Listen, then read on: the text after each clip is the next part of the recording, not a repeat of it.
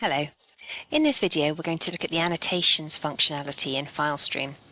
From the Annotations panel, which is under the Document Standard ribbon, you have the option to annotate PDFs and other image files. These annotations can be surface level or they can be permanently burnt into a document. Let's have a look at some of the different options available to us. First of all, we have a redact functionality.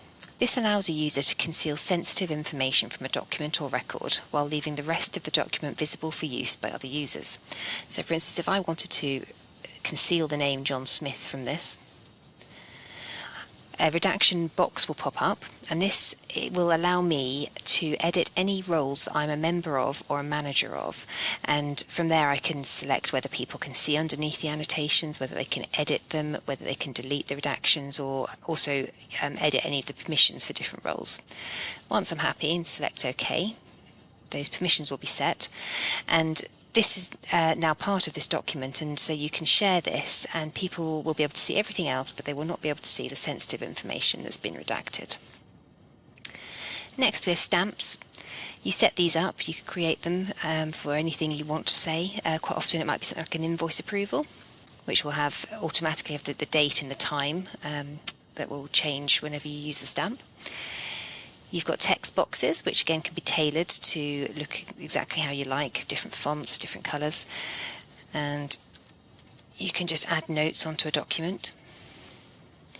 You've got sticky notes. These are very much like post-it notes, so a bit like a text box really, but draws a little bit more attention. We have highlighters. So this just works exactly like a highlighter pen, again drawing attention to different parts of the document. We've got drawings, so freehand is quite useful because if you've got a very steady hand or a mouse pad, you can actually use that to sign things or to write with freehand. We've also got arrows, and well, we've got a whole range of different shapes, as you can see, but the arrow is another one that's quite frequently used to draw attention to something that you want someone to look at within your document. If I select the sticky option, it means that whatever I have selected will continue to be selected until I press the sticky button again. It just means you have to keep going back and forwards to select that same annotation.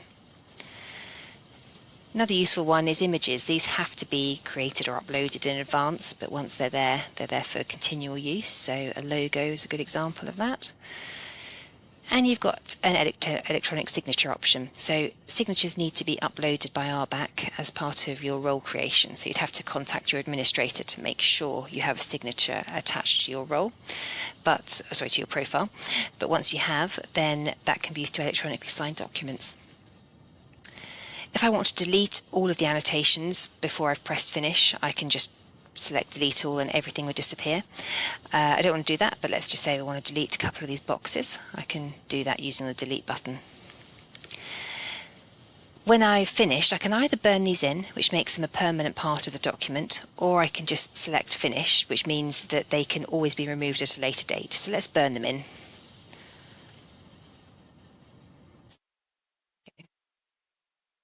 It'll tell me that some of them are not actually burnable, but everything else is now a permanent part of this document.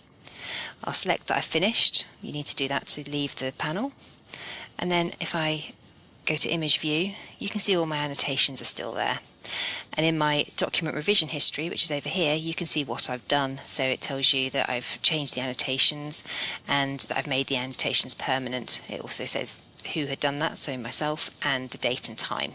So everything to do with annotations is part of your document history. If you have any more questions about annotations, then please just contact us on support@filestreamsystems.co.uk.